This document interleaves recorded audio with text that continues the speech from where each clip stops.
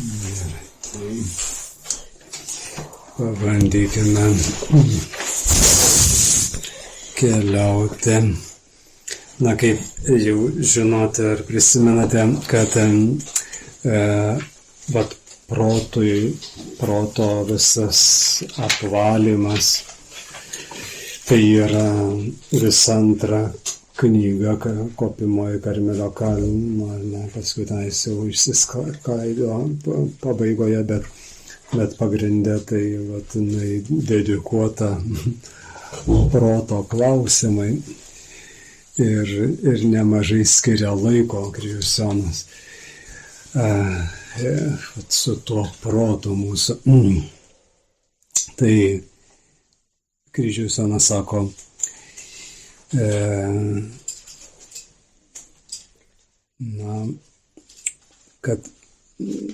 sako, kalbėdamas šitą temą, nesinori daugiau plėtotis, nors ir nesinorėti liautis apie tai kalbėjus, nes matau, kad Kristų labai mažai pažįsta tie, kurie save laiko draugais, juk matyti, kaip jie labai mylėdami save ieško jame malonumo ir paguodos, užuot iš didelės meilės jam ieškoja kartelio ir mirties. Tai, toks labai stipriai nuskamba. Tai tas supratimas protu susijęs su kūno ir sielos to lygmeniu, ta sfera. Čia yra siela su savo judėjimu ir protas su savo mintimis. Supratimas tai mūsų mintys, tai mūsų sugebėjimas duoti vardus dalykams. Mūsų protas tai triukšmingas mišinys įvairiausių minčių, kuriuom dėka žmogus duoda daiktams vardus, bet ne taip kaip Adomas. Tame sukūrime pasaulio ir jis tai kaip pratęsė tą Dievo veiklą, duodamas vardus dalykams. Čia kitaip. Tai ir dėl to jaučiasi pasaulio valdovu, žmogus duodamas vardus daiktams. Protas tai tavo kūrinys, kurį maitinai nuo mažens, pripildė stereotipų, šablonų, fantazijų, atidavė visas savo sielos jėgas. O kai jis sutvirtėjo, jis pasidarė tavo mokytoju ir budeliu, ir apgaviku viso tavo religinio gėrio. Kad štai net ir religija patampa ta diskusijų vieta, kaip mes girdime rašte ir šiandienos Evangelijoje. Tai kuo protas labiau išvystytas ir stiprus, tuo daugiau bėdų pridaro ir tuo labiau pririša sielą prie pasaulio. Mes patys jį prisotiname, ypač tam mokslinio sukirpimo žmonės. Ir patys nuo jo turim ieškoti, kaip išsilaisvinti. Patys, kaip girdime iš kažkada tai tu paskaitom, kad protas kaip didžiulis sandėlys, kur mes tenais prinešame visko, Ir patys turime ieškoti išsilaisvinti. Čia pagrindinė užduotis dvasinio gyvenimo. Tai vengti schemų, stereotipų, toje mūsų religinėje aplinkoje. Ir kaip tai padaryti? Tai, tam proto apvalymas eina per tikėjimą.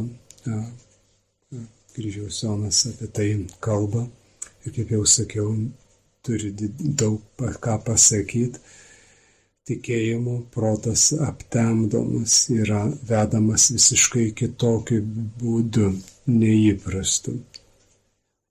Tai pagrindas yra, kad turime atsisakyti minčių. Ir suprantame, kad tai yra nepaprasta. Atrodo, kas, o mintys jos, sako žmogus, vargsta, sensta, o mintys kaip davėsi, taip ir duodasi, nepavargdamos mūsų tai galvoj. Miršta, o vis jos iki pat paskutinio atodūsio. Tai 8 skyriuje 2 knygos mes girdim sakant, taip sako Kryžiaus Jonas, tad aišku, kad jokios sąvokos negali tiesiogiai nukreipti proto į Dievą, tam prasme išraiškos mūsų mintys. Norint jį pasiekti, veikiau reikia eiti nesuprantant, užuot siekus suprasti. Ir norint labiau priartėti prie dieviško spindulio, veikiau apakti ir pasinerti į tamsybės, užuot atmerkus akis. Todėl kontempliacija, tas tamsusis spindulys, kurį taip įvardina, ta kontempliacija, per kurią protas gauna aukščiausią Dievo suvokimą, vadiname mistinė teologija, kuri reiškia slaptą Dievo išmintį, nes yra paslaptinga net ją gaunančiam protui.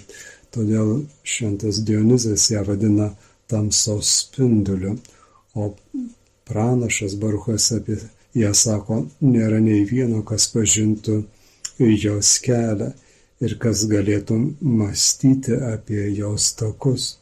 Tad aišku, kad protas turi tapti aklas visiems takams, kuriais jis gali eiti, siekdamas susivienyti su Dievu. Pasak Aristotelio, kas šikšnosparnio akims nutinka dėl jas akinančios saulės, tas pat nutinka ir mūsų protui dėl didžiosios Dievo šviesos, kuri mums yra visiškai tamsybė. Negana to, pasak juo didesnė ir aiškesnė Dievo dalykai, juo jie nežinomesni ir tamsesni mums. Ta pat tvirtina ir apaštalas, tai kas aukšta Dieve, žmonėms nelabai suprantama.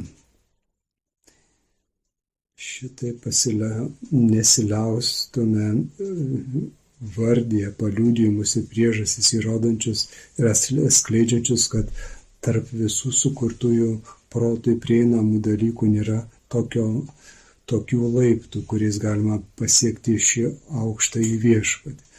Veikiau dera žinoti, kad jei protas norėtų pasinaudoti visais šiais dalykais ir kai kuriais jų, kad tiesioginė prasme tokiai vienybei pasiekti, jie ne tik jam kliudytų, bet dar ir suteiktų progą labai suklysti ir apgauti kopiant į šį kalną.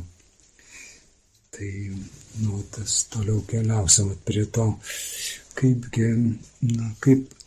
būtų įmanoma palikti. Kartais ir vienuolynuose, ir pasaulyje knygų vedamas nuo nelankstumo, bet tų knygų, iš knygų tas kylantis nelankstumas save tiesiog nuveda į kritiniai baigčiai, nes žmogus pats pasirenka, sukuria idealias sąlygas, kurių realiame gyvenime nebūna. Ir va, tas siekiant to šventumo, tiesiog va, to knyginio būdu bandoma įeiti tą visą pasaulį, bet tai tik tais, sako, sukuriama iki tokio laipsnio, kad tiesiog realybė yra kitokia. Tad knyginis pažinimas su realiu gyvenimu nesusiveda. Knygos duoda tam tikrą kryptį ir nedaugiau. Tad šitaip vedamas vien teorinių žinių patirsi neišvengiamai skausmą, į kurį vėliau ar anksčiau įmeta gyvenimas, kad žmogus atsitokėtų. Tad reikia tik žiūrėti priešai save. Negali numatyti visko knyginių žinojimų. Skausmas tai, kas netelpa į mūsų laimės įsivaizdavimo rėmus. Tai tas skausmas mūsų priverčia atsitokėti. Mes galime pašalinti skausmą arba pakeisti mūsų laimės įsivaizdavimą. Pabėgti nuo skausmo neįmanoma, neužteks gyvenimo, bet galima pakeisti savo supratimą apie laimę. Bet jei gyvenime bandai šalinti skausmą iš savo kelio, tai gyvenime užgrius jo neįtikėtinai daug. Ir visa tai apraizgyta minčių pasaulio. Ši griūtis tai apvalymo laikas nuo visų stereotipų suakmenėjimo. Nori tave ištraukti. Va, tas skausmas, tie įvykiai, jie nori visą laiką mus ištraukti iš mūsų to iliuzijų kiauto, kad nepalaidotumei savęs tenais. Sugebėti prasilenkti su tokia galinga banga, mūsų intuicija tiesiog, ta skausmo banga, vis taip gyvenimas mus purta į visas pusės. Tai knygose mes, tarsi įkaliname, ar ne, tose žiniose mes įkaliname, bet va tai, kas kyla iš atsiverimo Dievui, turime intuiciją ir žmogus tampa labai lankstus stovėti prieš tą skausmo bangas. Ne? Tai ir padeda, kad mūsų nesulaužytum. Tai šventoji Teresė irgi turi tą patirtį didelę su knygomis. Jinai vertina knygas ir sako, tai yra labai gerai ir vienuolyne turi jos būti, bet Dievas iš jos atima. Tai inkvizicija sudegina, tai vėl ir sako, ir net tas šventas rašto nebelieka. Ir galiausiai sako, aš tavo būsiu knyga, taip pats Kristus sako jai. Tai atitinkamam laikotarpyje, jeigu tik mes užsibūnam su kažkokiu tai dalyku, prie kurio prisirišam, sako, tokia buvo gera ir taip mane, sako, guodė, sako, atėmė, tą vienintelę paguodą. Tai tie pokyčiai, matosi, kaip nuostabiai Dievas darom savo darbą žmoguje. Tai mūsų ta sąmonė, ta sąmonė, apie kurią mes taip truputėlį užsiminsim, tai vis tiek yra, tai kalbama apie dvasią.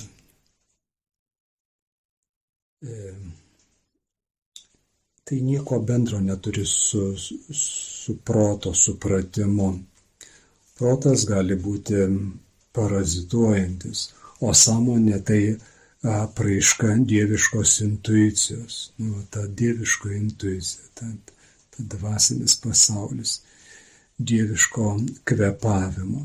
Jeigu protu pažįstame pasaulį, apčiuopiame savo pojūčiais galiomis, tai sąmonė, ta dieviška intuicija pasaulį pažįsta iš karto, tiesiogiai suvokia dalykų esmę, akimirksniu įsiskverbia į daiktų dalykų esmę. tiesiog va taip kaip ant delno viskas būtų. Ir va taip ir stebiesi va to žinojimo. Va, tai yra kažkas va tokio nuostabaus, bet taip pažino žmogus, va, būdamas kartu su Dievu. Dažnai mes suvokiame, tapatiname su proto galia,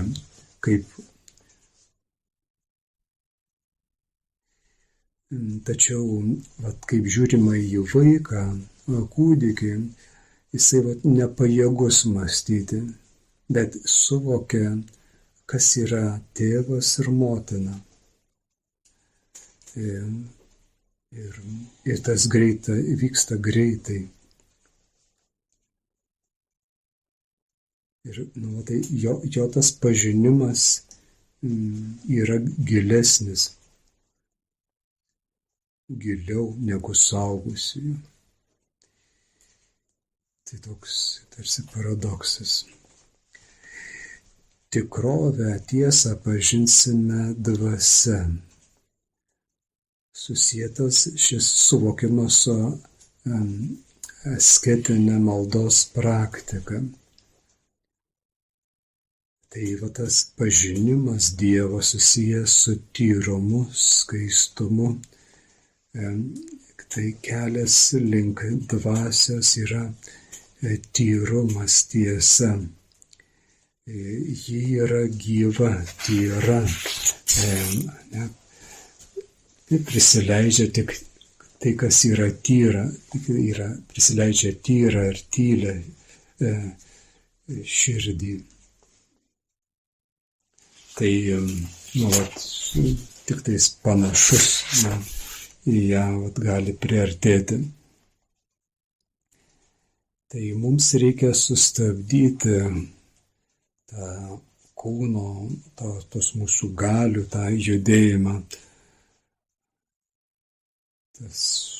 to kūno parazitinį judėjimą, triukšmą, nutilti, bet įmanoma tik per tyrumą, vidinę tylą, tą užuojautą. Tai va tas visiškas nulis, kada nebelieka mūsų.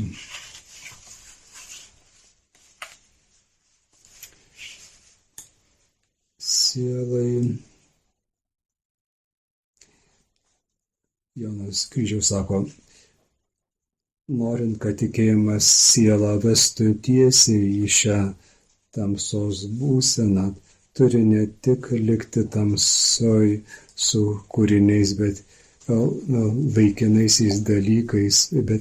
laikinaisiais dalykais susijusi jos žemesnioji pojūčių dalis, kaip jau sakyta, bet ir apakti bei aptemti su Dievu bei dvasiniais dalykais susijusi intelektinė ir aukštesnioji jos dalis, apie kurią dabar kalbame.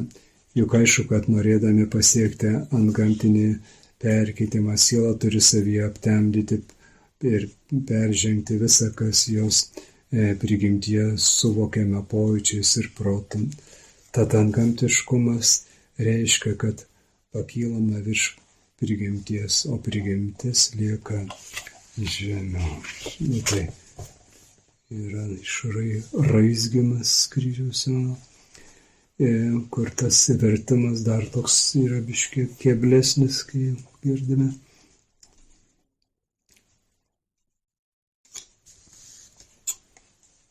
Tai galėtume, Kryžiaus Jonas kalba apie tą visišką nulį, kai mūsų protas paleidžia iniciatyvą, bet sako, yra kaip tas aklas, ir kuris ne visiškai aklas.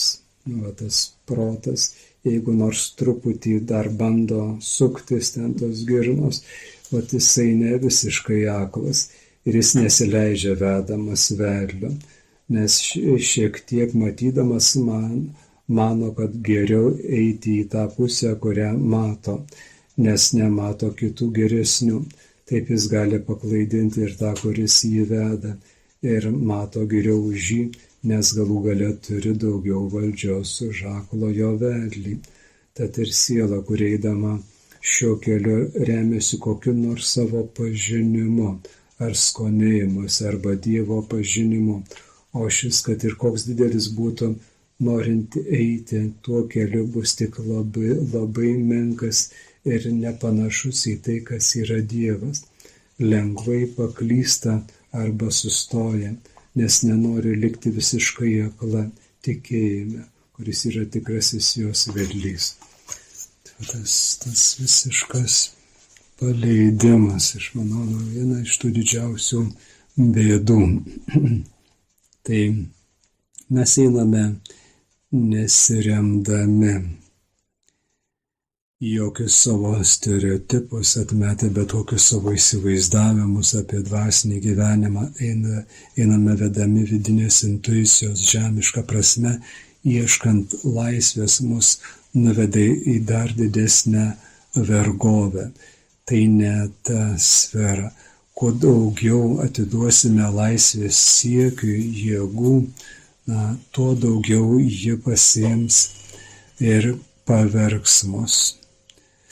Tas pats siekis. Vienintelė tikroji laisvė tai laisvė dvasios. Laisvė nuo visų sielos ir kūno minčių. Atrasti tą ribą tarp dvasios ir sielos. Kūno sielos gyvenimas yra egoistinis ir gyvenimas dvasioje yra nesavanaudiškas. Tai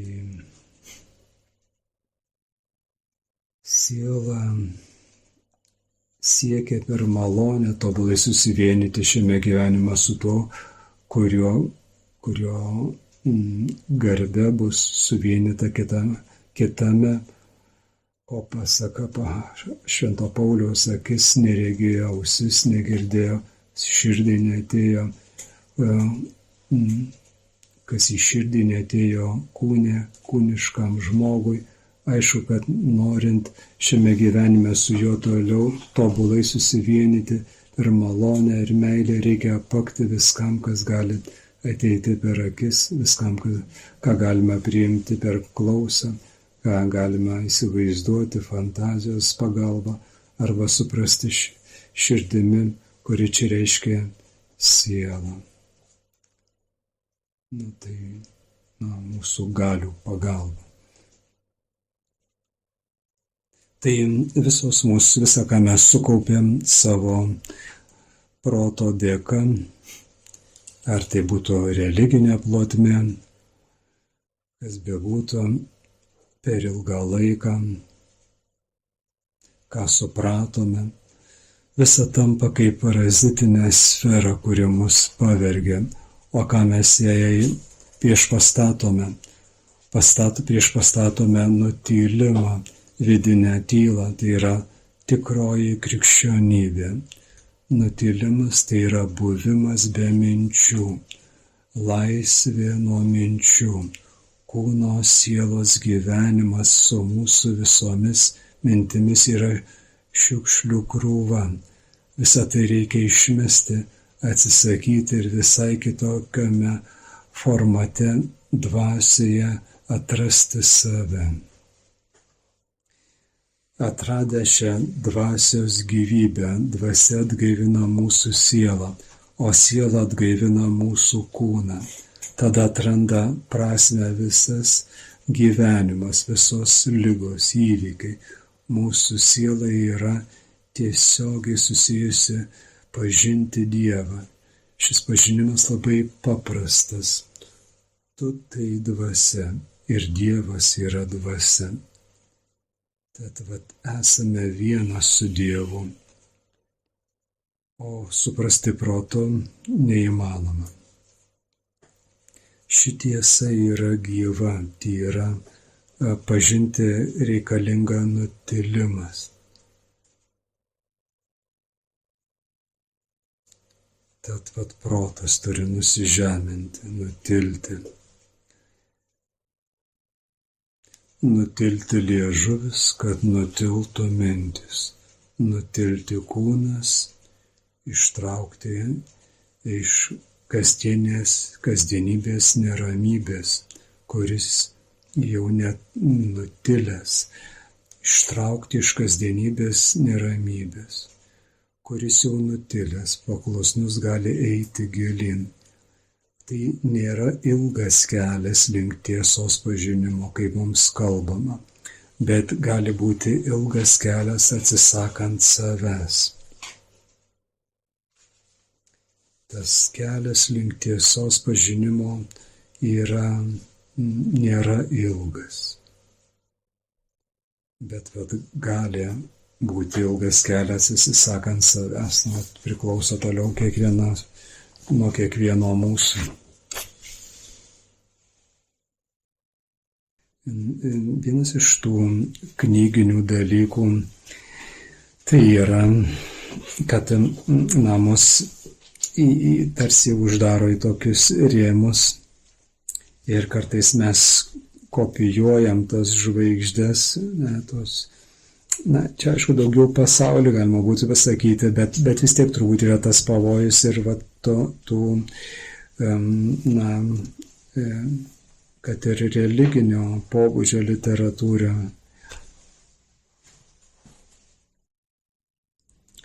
O mūsų tas tikslas yra, kad visiškai atiduoti save Dievo valiai.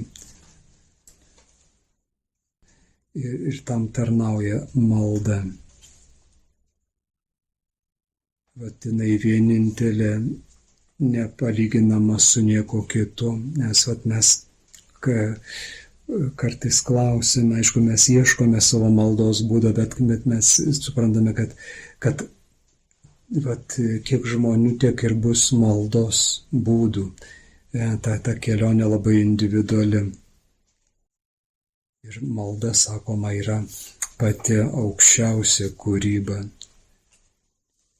Kai jau išeiname iš to taisyklių, kol tą meditaciją mes suprantam, kad ėmi knygą ir atskaitai ir viskas gali kažkaip pasitarnauti, bet toliau tai, kas vyksta, sako, yra aukščiausia kūryba, kai jau išeiname už taisyklių ribų.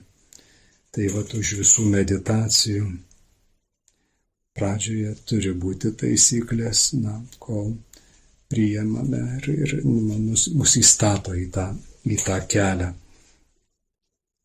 Tai čia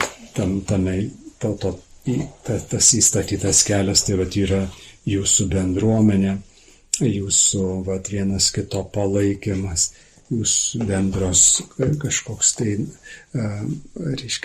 nagrinėjimas šventųjų pasaulio, švento rašto. Tai vis tas yra palaikantis kelias, ta pradžia tokia. Bet toliau tiesiog negali būti ir taisyklė, ir kūryba, tiesiog pasilieka tik vienas - kūryba. Ne? Tai visiškai peržengiant.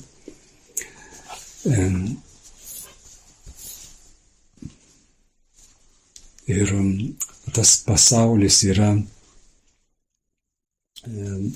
kaip tie pelėkautai. Mus visą laiką įtrauks ir uždaro ir mums trukdo ir neleidžia įsibėgėti toje maldoje. Ir mus vėl sugrąžina, tarsi mes norime jau kažkaip judėti, o mus ir vėl įtraukia visos aplinkybės, rūpesčiai, darbai. Ir ta aplinka, sukurti tą aplinką dėkingą maldos yra vienas dalykas, bet toliau yra ir dar antras dalykas, tai yra bendruomenės ta vieta, kurioje mes paklūstame iš tikrųjų. Ir tai yra kaip antra pusė tokia, kuri,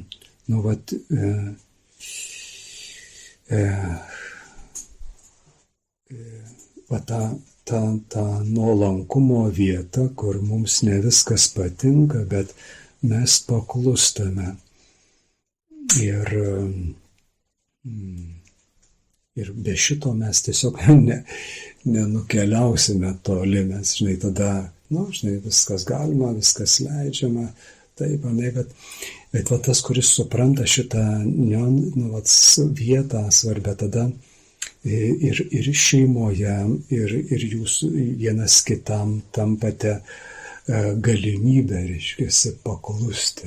Kodėl sako, būkite klusnus vieni kitiems, šventam rašte sako. Tai ten ne šiaip sau sako, ta bendruomenė. Tai yra ta didžiulė kelio svarbi pusė, kur be šito tiesiog mes nebus jokio progreso tiesiog. Ir va tas nusižeminti, yra galimybė atsiveria. Mes dar giliau nueisim prie šitos vietos, bet tam, kad suklustumėm, labai yra malda ta viena pusė ir kita pusė vieta, kur mes galėtumėm būti maži, kur galėtumėm paklusti ir, aišku, žinote, darbė ir viršininkas ir taip toliau mes galime viską išnaudoti, bet klausimas, kas tą sąmoningumo prieiti prie to sąmoningumo. Aš suprantu, kad tai labai didelė užduotis, bet labai svarbi. Tie dvasingai sako labai įdomų dalyką. Tai ta malda tai nėra sudaryti geras sąlygas. Aš suprantu, kad ta aplinka, jinai svarbu, kad sudarytų sąlygas maldai, melstis. Bet daug svarbiau yra, nes visą laiką kažko tai truks, visą laiką bus kažkas tai, kažkokie sunkumų ar taip toliau, bet yra daug svarbiau pakeisti vidinę nuotaiką ar nuostatą žmogaus, kad pilnai įeitų į tą Dievo valią iki smulkmenų. Nes, maldoje atsiskleidžia, ko Dievas nori iš mūsų. Ir kol nenurimstame, tol nieko nesuprantam, nematom tiesiog. Tai išorinė veikla mūsų veikla užmuša maldą. Tiesiai šviesiai sako. Tai nereiškia, kad nereikia nieko dirbti, čia kita prasme šiek tiek. Ir sako, įvardyja tai yra ta moteriška malda. Ne malda, bet moteriškas pamaldumas. Bet tikroji malda yra poilsis Dieve. Tai tas, kaip morta, jinai tai yra moteriškas pamaldumas. Tai, jinai išpašo, išplėšo mus tie visi, dalykai išoriniai. Atsiprašau, galėčiau paklausti. O pavyzdžiui, ta veikla taip, ir pasaulyje be jos nelabai, kaip sakyti, prasisuksi. Taip. Bet pavyzdžiui, ugdytis tokį, reiškia tą, veiklume tą maldingumą, kad aš darau, mano širdis tuo metu meldžiasi. Taip. Tai čia mes tą turim minti, kad, bet kad iki to nueiti. Tai kaip sakėme, turi būti sudarytos tam tikros ir sąlygos. Ir aš suprantu, kad tos pastangos yra kaip grupės maldos ar jūsų grupė. Tai gali padėti, bet tikrai yra be galo nelengva. Paskiau prieinama prie šito, ką sakome, bet kol neprieiname, tai yra nuolatinis, plėšimas žmogaus į dalis. Ir niekaip žmogus ta veikla tampa tokia, užburtų ratų, kur. Tai tas poilsis Dieve, ta tikroji malda, iš tikrųjų, jinai veda į poilsį Dieve. Ir ten viskas yra subtilu. Ir pasinerti Dieve, tai eiti toliau už mūsų visas galias ir taip toliau. Tai ir jinai ves į laimę, ir tas vienintelis trukdys į tą laimę žmogaus ir yra protas. Ir protas mus išvilioja per smalsumą. Kaip sakėme, žmogus viską nori įvardinti žodžiais, bet ne taip, kaip Adomas įvardino dalykus, duodamas vardus. Ir taip bandydamas vardinti dalykus, tiesiog sakydamas, kas gera ar kas bloga, tiesiog pavargsta žmogus nuo viso to, nuo to tokio iliuzinio gyvenimo. Ir prisimena tada maldą ir tas noras bandyti grįžti, melstis. Tai tas protas, jisai nuolat sudaro iliuziją, kad Dievas nėra mumyse. Ir iš tikrųjų, sako, ir protas nėra mumyse. Taip įdomiai išreiškia.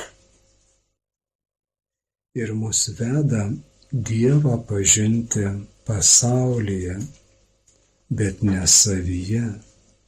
Nuolat vis reiškiasi, taip, užsiimkite gerais darbais, gražiomis veiklomis, būkite geri, taip ir toliau. Ir viskas sukasi pasaulyje, tam tokiam rate, bet niekaip žmogų vis nusuka jo žvilgsnį nuo savo vidaus. O kur tikrai atrasime, tai tik viduje. Bet daug yra gerų žmonių ir nėra blogai, iš tikrųjų, kad yra geri žmonės, bet tai nėra tas tikrasis kelias. Ir kartais labai... Tie dvasingumai kartais prisitaiko prie to išoriško gyvenimo pasaulyje. Ir tarsi, bet iš tikrųjų tai yra tas pataikavimas egoizmui žmogaus. Nes, viskas verčiasi ne links vidaus, bet link išorės. Ir tai labai tos subtilios formos egoizmo, Ir tų pavyzdžių daugybė, mūsų pasaulyje. Tas gero darymas, bet kokia paskata yra to gero darymo, jeigu pasigilintumėm ir pamatytumėm, kad vis tiek nueitumėm iki aklavietės. Bet kai gimsta iš tyrumo, iš to visiškos laisvės širdies, čia yra jau visai kitoks priėjimas prie šito gero darymo. Tai pas Dievą einame atsivėrę ramybėje. Bet pasaulyje nuolat viskas vyksta spaudimo dėka. Dievas veikia švelniai. Jis yra asmenybė. Ir Ir jisai švelniai veikia, neįkyrus, kad jį pažintumėm. Jisai neperša savęs per jėgą mums.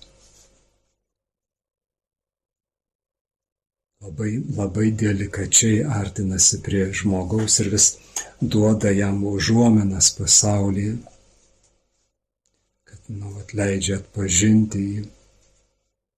Tai tas delikatumas, tas subtilumas, tai sako, yra kaip Dievo parašas šiame pasaulyje. O protas veikia spaudimu, forsuotai. Tas mūsų prisirišimas prie rezultatų, valdyti dalykus, pasiekti tikslo, ar ne? Viskas yra tokios spaudimo dėka, ar ne? Varyk, ar ne? Daryk. Greičiau. Daugiau. Čia tas toks, žinai, išraiška. Ir aišku, kas čia, mūsų egoizmas. Toks. Tai vienas vyresnysis vienuolyno abatas sako, tai ko lauki? Palaikymo, postumio ar smūgio į užpakalį? Ir tai tas postumis, tas palaikymas, yra Dievo išraiška, yra švelnus dalykas. Bet tame visame kontekste to Dievo subtilaus veikimo, jeigu gauni į užpakalį, tai jau yra labai prastas reikalas. Jau priėjai kažkur tai kraštutinų. Bet veikia. Cukrų tikrai. Aš nebejoju, kad veikia. Nes jau išsigąsti. Prabundė. Tai sako tave dvasinėme kontekste yra pats blogiausias.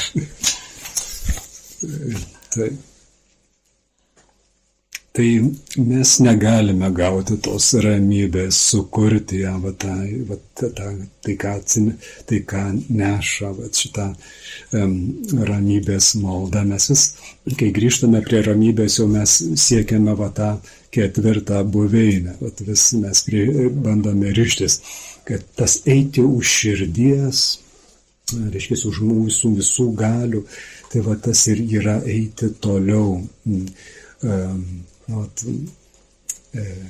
Tai eiti jau toliau už meditacijos. Tai negalima siekti jėga įsigyti. Tai tik iš Dievo ateina ta tikroji ramybė. Ir ta ramybė egzistuoja senai. Visai jinai nepriklauso nuo mūsų.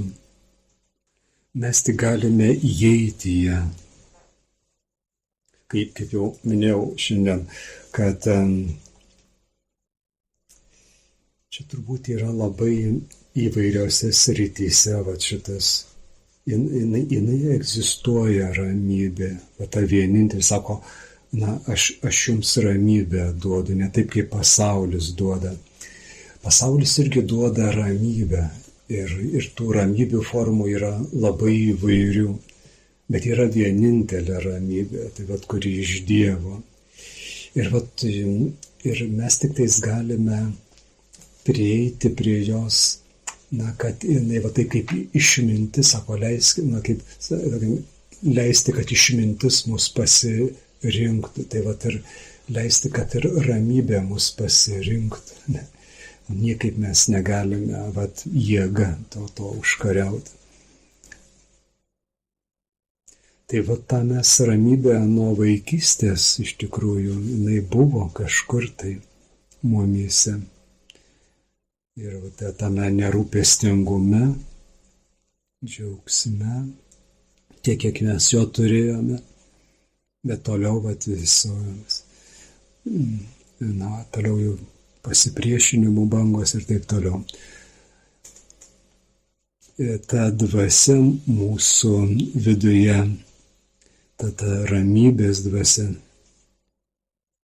sako, jinai yra. Tik sako, turime nustoti drumsti, pažeidinėti ją. Jinai yra, bet mes drumšėme ją nuolat. Ir tas drumstėjas, tas vienas iš tų pagrindinių mūsų galvoje, tai tos mintys tiesiog nuolat kala galvoje. Ir čia mums tenka tą kelionę atsiriboti nuo proto. Tai prie tos pirmapradės ramybės mes neprieisime savo jėgomis. Ir taip jau Dievo yra sudėliota, kad reikalingas tik tais nurimimas maldoje. Ir jisai žengia tą žingsnį. Mes klausim kartais, kodėl mums taip sunku maldoje, kodėl vis nieko tarsi ir nieko nėra. Bet iš tikrųjų Dievas žengia šitą žingsnį link mūsų. Jo paskutinis žodis. Ir mes negalim niekaip paskubinti procesų. Mes tik galime labai nuolankiai sutikti su šitą gėlą, su tai, ką išgyvenam, su šito visu nusivylimus savęs ar dėl pasaulio, kas bebūtų, kokios be ateitų nuotaikos. Mes tik galim nuolankiai priimti šitas visas būsenas, tą siaubą, pasipriešinimą. Ir vėl, kad žinai, maldoje vis tiek jisai rimsta. Tiesiog toje tamsoje maldos mes išbūname tiek, kiek nenusakoma tiesiog. Kiekvienam žmogui labai savaip. Tiesiog Dievas mato mūsų širdį. Ir vienintelis jisai nustato šitą laiką, kiek mes čia ten turim kankintis. Bet jisai, bet negalime niekaip, sakykime, kaip perlenkti šitos vietos, paskubinti kažkaip. Tai čia nieko, mes taip dažnai pasakom, čia nieko, einu kažką tai. Kažkaip tai iškrausiu kitur savęs, siaubą. Arba, jau čia viršė mano jėgas, tas pliūpsnis jausmų, žinai, ir ko tik tenais nėra, byra ir siautėja mumise. Tai, sako, čia jokio nulio, čia jokios, sako, jau ten buvau, sako, jau ten, žinau, ką reiškia eiti į tą tylą, ten, sako, siaubas visas, žinai, sukyla tavyje, kas tenais neverta ten į tą pusę žengti žingsnį, nesąmonė. Kas ten gali ištvert maždaug. Tai yra tikrai nepaprasta. Bet čia ir yra, kad eiti už viso to, išbūti ir už viso to. Aš nežinau, kaip padaryti be vienas kito, nes vienam žmogui tikrai yra labai nelengva. Ir to palaikymo vieni iš kitų labai reikia. Ir gera, kai kalbatės, kai dalinatės. Ir tik tais, Teresė irgi sako, aš sako, tik mano didžiulė užuojauta visiems, kurie einate tą meditacijos kelią. Tai ir ką daryti.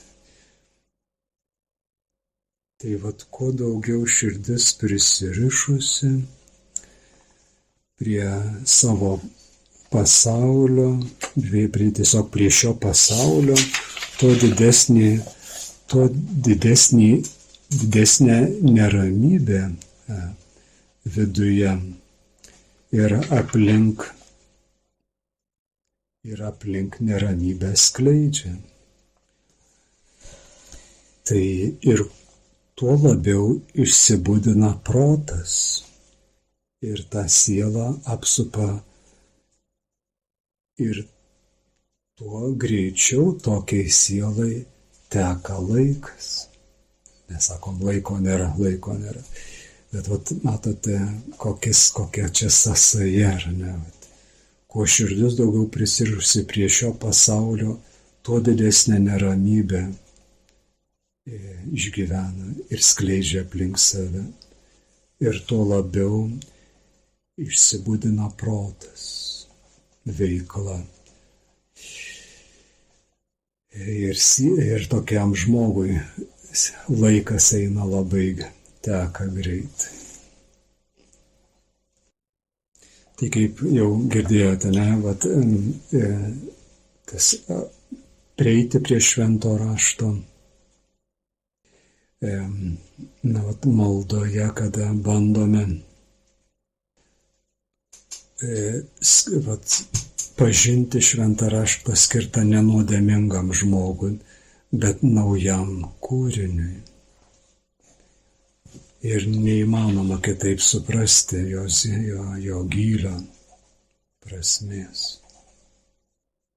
Taip galėtumėm sakyti, bet paskui suprantame, kad pradeda šventas raštas kalbėti, kada tikrai peržengiam šitą ribą. Tos meditacijos. Tai malda, jos esmė yra išvesti mus iš pasaulio. Pasaulis nori mus sugrąžinti. Ir vienuolynas, ir maldos grupė, viskas gali pasitarnauti šitame išėjime. Tai malda yra ta vieta. Mums kartais atrodo, kad malda tai yra pokalbis su Dievu, tas toks gražus tokie pamastymai. Bet malda iš tikrųjų yra išvesti žmogų iš pasaulio ir privesti iki tiek, kad žmogus tiesiog išsekino žmogų ir priveda iki tokio laipsnio, kad žmogus pats supranta, kad negali išeiti ir pabėgti, išsilaisvinti, kad tai tik tais gali padaryti Dievas. Ir kai Dievas paduoda žmogui ranką. Tai kažkaip labai giliai kažkaip mes duodam visokius apibrėžimus maldai. Bet tai, ką šičia atradau, kažkaip labai aiškiai nuskambėjo, kad tikrai malda yra tai mes taip įvardėm kaip mirties vieta, bet jeigu taip praplečiant, tai ten, kur mus visiškai išsekina be jėgų. Ir ten, kai mes liekam be jėgų, mes prieiname prie to visiško nulio. Nes, kai dar yra jėgų, tai vis mūsų aš reiškiasi. Jisai neduoda nurimti iki galo. Tai čia jau naktis. Taip mes visą laiką kalbame apie tą naktį. Nes kitaip tai prie to neteina. Taip. Nes kai mes kalbam apie maldą, lygiai greičiai kalbam apie tos mūsų galias, kurios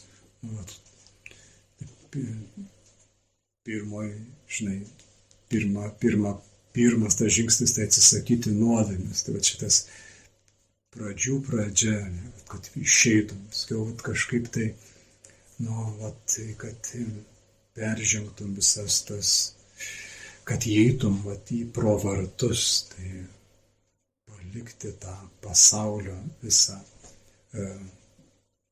aplinką. Ir paskui visi kiti etapai, kai mes girdime Šventos Teresės Kryžiaus Jono. Tai va nuo tos pirmos buveinės, kas vyksta ir iki ketvirtos, tai va čia tokia kelionė. Ir taip kaip kryžiaus Jonas kalba apie tas naktis, tai va irgi lygiai grečiai, ta paralelė tos simbolinės kalbos.